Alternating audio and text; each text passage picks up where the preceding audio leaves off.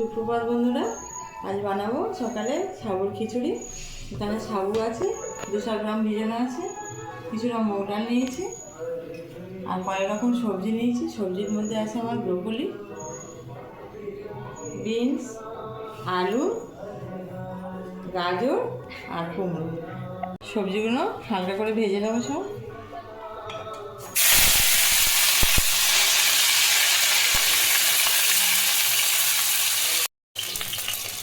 এবার সব সবজি হালকা করে এক একে সব ভেজে নেব।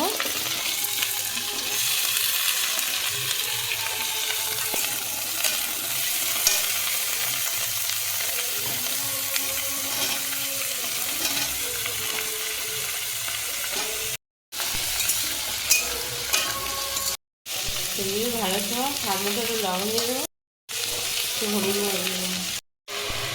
সবজিগুলো হালকা করে ভেজে নিয়েছি, এবার ঢেলে নেবো।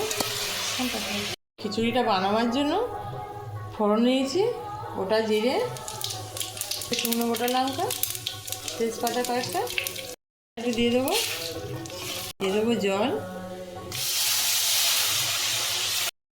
এখানে ডালটা যখন একটু সিদ্ধ সিদ্ধ ভাব হয়েছে, একটু ব্যাপার তখন সবজিগুলো দিয়ে দিয়েছি।